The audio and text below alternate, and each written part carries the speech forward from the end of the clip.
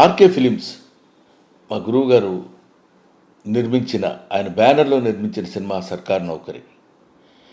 సర్కార్ నౌకరీ అనే ఈ సినిమా నేపథ్యమే చాలా డిఫరెంట్గా ఉన్నట్టు అనిపించింది.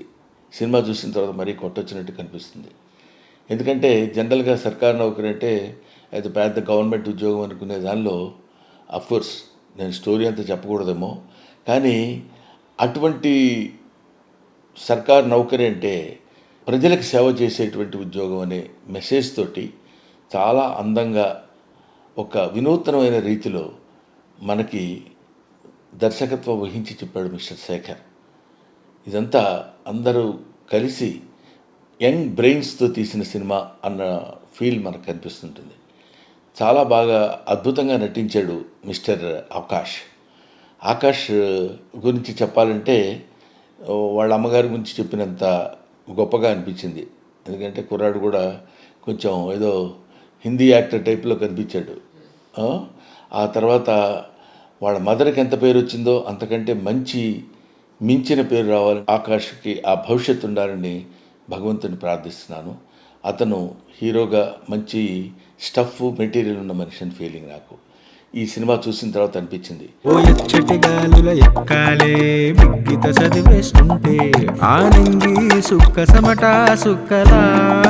ఆ తర్వాత భావన అమ్మాయి చాలా ప్లెజెంట్గా, అంటే బహుశా నేను విడిగా చూసినప్పుడు ఇంకా ప్లెజెంట్గా ఉంది.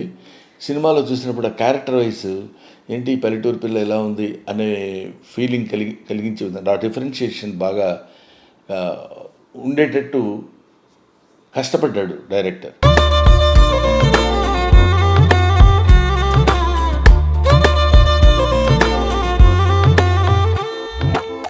So these main pillars of this film is Raghavendra Rao గారు, శేఖర్, ఆకాష్ అండ్ భావన.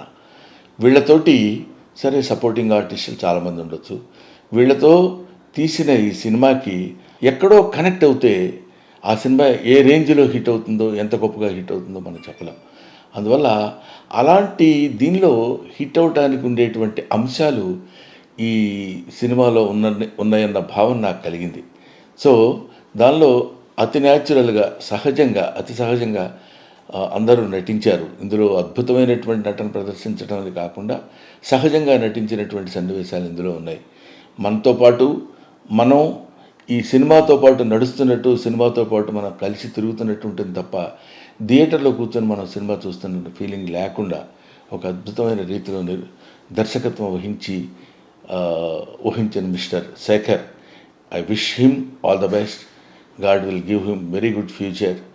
అండ్ మా గురువుగారు రాఘవేంద్రరావు గారు, అదే నేను అంటున్నాను, రాఘవేంద్రరావు గారు అనగానే వెంటనే మనకి అలా ఉంటాయి.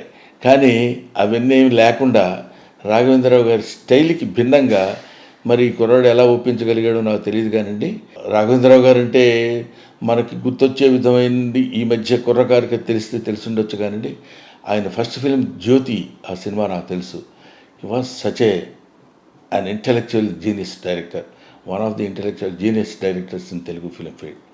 So anyway, ఆయన ప్రొడక్ట్ చేసే ఈ సినిమా, శేఖర్ దర్శకత్వం వహించిన ఈ సినిమా, ఆకాష్ అండ్ భావన హీరోయిన్లుగా నటించిన ఈ సినిమా సూపర్ డూపర్ హిట్ కావాలని మనస్ఫూర్తిగా కోరుకుంటూ థ్యాంక్ యూ.